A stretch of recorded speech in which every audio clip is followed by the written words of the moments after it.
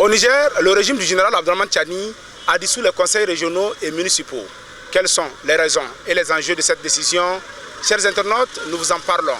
Bonjour et bienvenue à tous. Le sursis n'aura duré que 8 mois pour les maires, les conseils communaux et régionaux. Malgré leur allégeance aux autorités de transition au lendemain du coup d'État, toute la chaîne des administrateurs territoriaux issus des dernières élections a été balayée par un décret du général Tchani. Les places sont désormais occupées par des administrateurs délégués, dont des militaires pour la plupart. Le but même de la décentralisation, c'est de gouverner de manière approximative.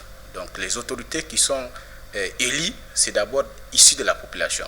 Donc si ils sont révoqués et qu'il y a eu un délégué administrateur qui est nommé par un conseil, donc il peut être confronté vraiment à un souci de collaboration, c'est-à-dire un climat de mieux avec la population. Donc il va falloir à ce qu'il s'adapte vraiment une approche de collaboration avec la population. En plus de cela, il y a la question également de la gestion administrative, parce que la gestion des collectivités territoriales, il faut vraiment avoir des notions relativement à ça.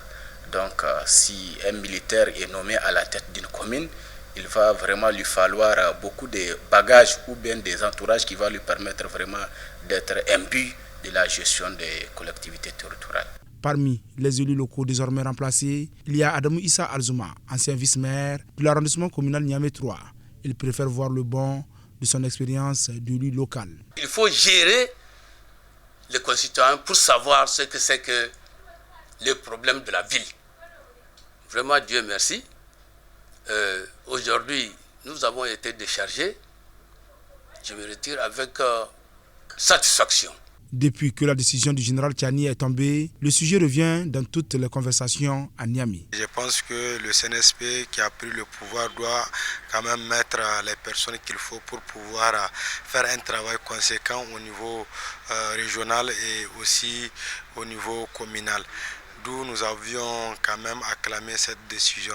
Cela va permettre aux personnes qui ont été désignées de s'acquitter de leurs obligations conformément à l'agenda de la transition et à l'aspiration aussi du peuple du Niger.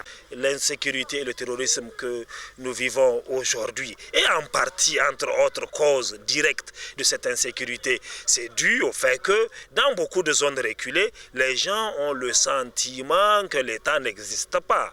Les administrateurs délégués vont jouer les rôles des conseils municipaux. Là, il faut que ces administrateurs puissent donner le goût aux Nigériens de participer à la vie de leur cité, à la vie de leur localité. Parce qu'en réalité, la décentralisation, c'est de faire la promotion de la démocratie locale. Désormais au Niger, comme dans plusieurs autres institutions après le coup d'État, il faudra s'habituer à l'appellation d'administrateur délégué à la tête des collectivités locales. C'était Yasser Ulrich à Niamey pour Nouvelle Aube.